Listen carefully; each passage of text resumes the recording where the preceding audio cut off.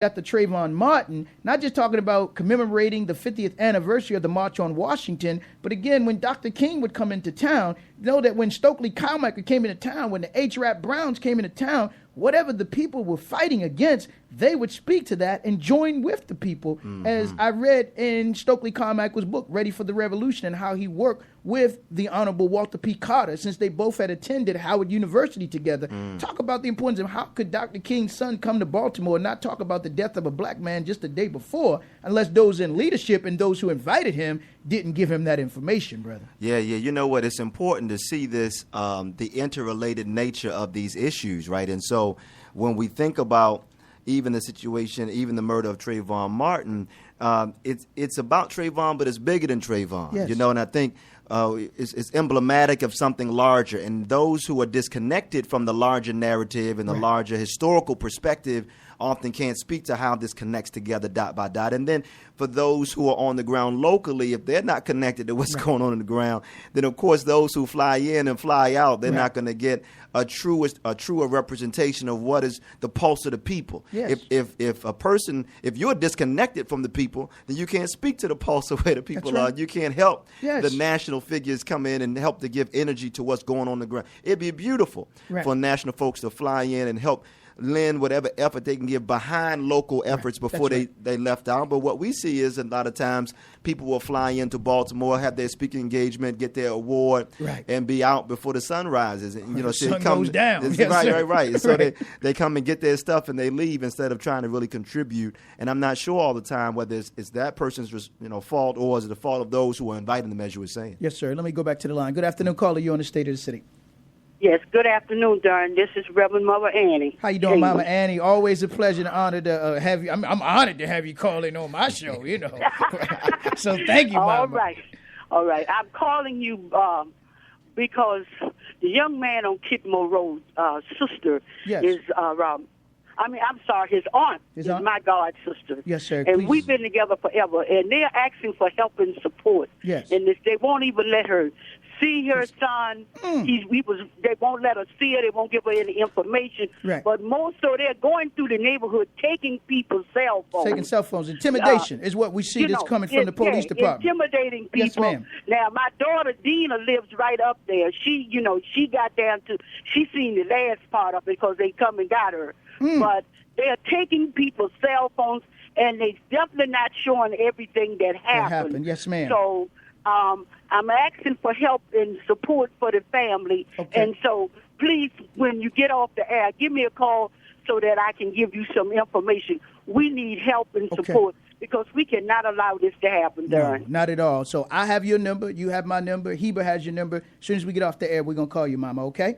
Okay. God bless y'all. Thank you. Please express our condolences to the family of Mr. West, okay?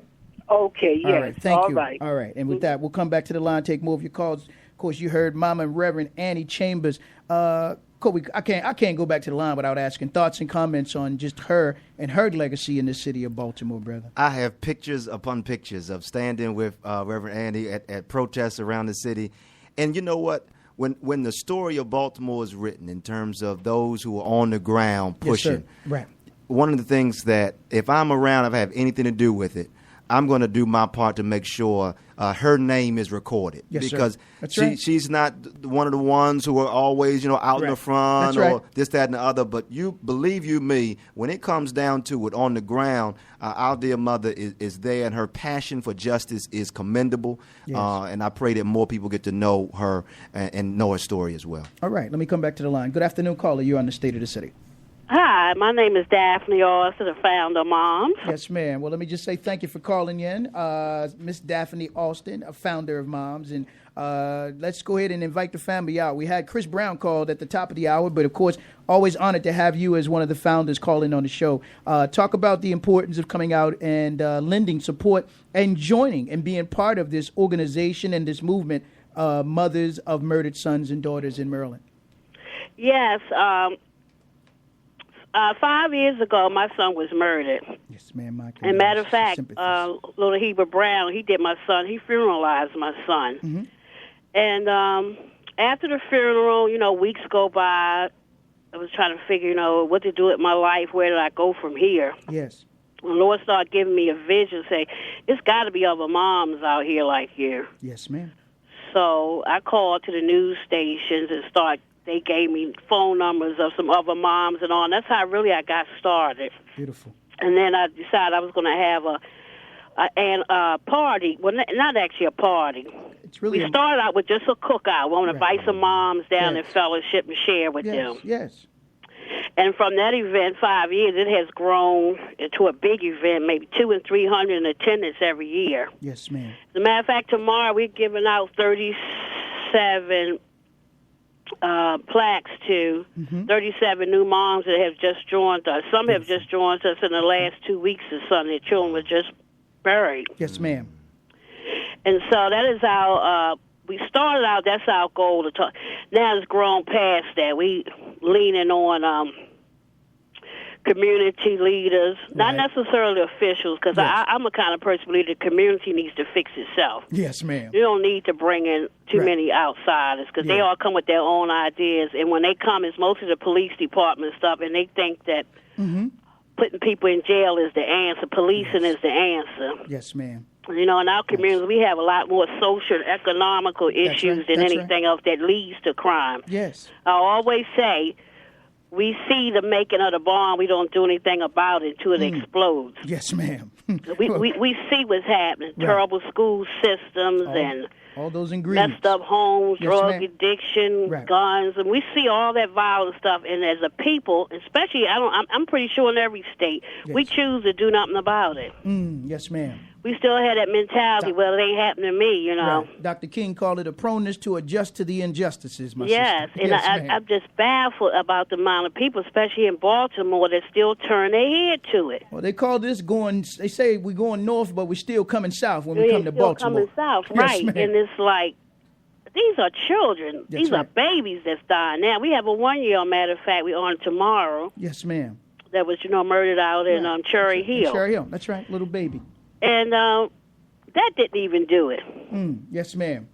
Well, and then we just had the case, and sometimes, like for my son's life and many others, I believe that is what God had already prepared for such a time like this. Right. Yes, He prepared us moms for such a time like this. Is the vision He's given us, and we're going to go 100% with it. That's right. It's definitely needed. Try to help save our lives. Our goal is to teach neighborhoods the one annual event, we try to bring people from everywhere. Yes. And hoping that one lady will branch off and start something in South Baltimore, one lady in West Baltimore, and then once a year we all congregate together. Okay, so sound like you're talking about all the neighborhoods to be taken care of in the surrounding counties. Sound like you're talking about some what we call community ambassadors. You know what I mean? Right. That represent mothers of murdered moms and, of course, murdered families in the city and in the state of Maryland. Before we wrap up, and I definitely want to bring you and some of the moms in studio. I believe you ought to have your own radio program because I think that we talked about that too. Radio program, television program. Did Christopher mom go where we meet at? Well, she didn't give the location of where you meet, but she did say that you meet, I think, the first or second Sunday? The second Sunday every month on 1950 West North Avenue. And it's St. John, Alpha and Omega. Okay. Pastor Cruz, he lets us use the back of the church. And what time is the meeting normally? We meet at 3 o'clock. At 3 o'clock? Okay. And what's now, the phone we don't number? just have to be there. If anybody else, will loan us a space. Yes. Because, then we'll go and meet. Right. We want other people, we want ministers and everybody to join along with this effort. Yes, ma'am. Well, that's what it's going to take. Is there a phone number where listeners can call you to get more information? Yes, not my just the phone event number tomorrow. is 443-807-0152. And we also have set up a new website. Yes. And it's www.mothersofmurderedsons/daughters of Maryland.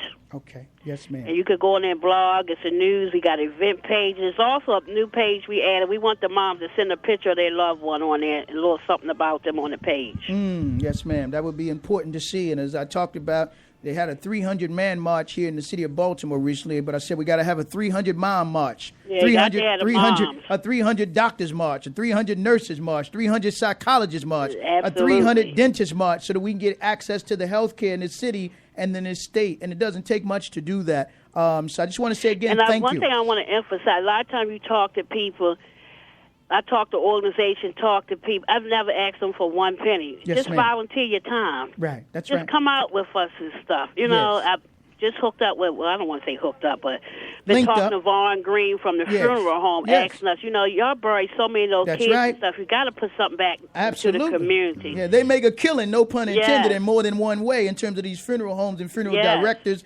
And oftentimes when we have young people that's killed in the streets and their families may not have insurance on them, the state has insurance on them, whether we know it or not. And all we have to do is be able to get the information and access the resources so that families, they can be buried, and then the state, or at least then the funeral directors can build a state. But our people don't know that kind of information because some of the funeral directors aren't giving the information. Because I have access to me now, that victim of violence booklet. Yes, ma'am. If you have any criminal record, or have ever had any failed or anything, that they will not do it anymore. Well, we're gonna have to. That sounds like another. Have to get that changed. That sounds more legislation. Getting their children cremated now, or the funeral home may give them a little discount. Right. But at one time, that victim of violence fund was for every victim in the state of Maryland. But now the young black men is just growing so much. I guess they probably breaking the bank. No, even they holding on to them funds. Holding on, so could be that. That's the state's attorney's office. Doesn't supply that. They say that it comes from the victims that leave money to violence. Right, okay. We'll definitely have a meeting and talk about that. With the dogs and the cats, what's that? Yeah, inheritance. But we'll talk about that, all right? But let me get some more of these calls. I thank you again, Mama Daphne Alston, for taking time out of your busy schedule. And thank you, of course, for the work that you've done with this fine young man that's sitting in the studio with me. Any thoughts and comments on Pastor H.BROWN III? Okay, honey. You got any thoughts and comments on this young man? Yes, I know you said love okay, honey. Brown. I was there when he was very young. Yes, ma'am. And he always had a love for the people. Right. Well, thank you. And he shares my vision. I call him all the time. Yes, he does. I love you, Aunt Daph. Love you too, Heber. I'm going to be late. I got to preach tomorrow afternoon. I'm going to be late, but I'm coming. Don't close down without me. We'll start 4 o'clock. All right. Okay. God bless. Thank you very much. Now, we'll come back to the line, take more of your calls. Good afternoon, caller. You on the State of the City. Yes, good afternoon. Yes, good afternoon. Darren. Yes, ma'am. How are you? I'm doing fair, but I want to tell you this. I was one of the people that turned in the weapon. Yes, ma'am. A few weeks, last week? Yeah. Okay, was this the one with the computers? Yeah. Right, okay. And well, thank you, I guess, for turning in the weapon, but... Yeah, but see, the computer does not work. Oh. I found out it was the battery is bad. And they got a bad battery? So we'll have to find Lance Lucas and those that were with him and see if we can get you another computer or another battery. Okay. Yeah, because the battery is around $165. That's too much. Okay. Well, we got to put a call out. He's on Facebook, so I think between myself and H.BROWN and some others, that see if we can reach out to him and see if we can get you another computer. All right. All right. Okay. Thank you, Mom, for checking in. Right. And with that, we'll take more of your calls. 410-761-1592. Before we go back to the line, thoughts and comments on the president came out yesterday and spoke about the case of Trayvon Martin. Now, I have to say that by saying, he didn't come out following the Supreme Court decision to reverse 50 years of the Voting Rights Act, 50 years of the Affirmative Action Act. Of course, nothing about Detroit and how Wall Street, his friends, the one percenters, are basically going in to rape over Detroit so that they could say, now, what we want y'all to do is renegotiate your pensions. We want to come in and privatize everything in Detroit. And essentially, they're trying to steal everything ain't nailed down in Detroit is what they're trying to do. But these capitalist vultures, with their shock and awe and with their disaster capitalism, once they can do it to a city like Detroit, as we saw with Stockton, California, and as we saw with another little city in Alabama, they'll move on to other cities and municipalities. So this clearly is being a setup on the people of Detroit, and they're putting people in positions of power that are not elected, like Kevin Orr or Kevin Hoare, to make these kind of decisions about Detroit, when the people in Detroit should be the ones to make this decision, not these. And you got Wall Street, you got like about 20 casinos in Detroit. The casinos are making gobs of money, but yet they're going to tell you Detroit is broke. Broke for who is the question I'd have to ask, but let me get back to my original question. President comes out and makes a speech about Trayvon Martin. We say actions speak louder than words, man. It's time out for we need a moratorium on the rhetoric, man. But we need to see some consortium on action around Trayvon Martin and the issue of, again, all of these that are tied from the racial profiling, the racial targeting, the illegal trafficking, the illegal organ trafficking, the illegal guns moving into our community. Where is that national law? Where is that national agenda? Thoughts and comments on that, brother? Well, you know what? I need to hear and read the full comment from President Obama. I learned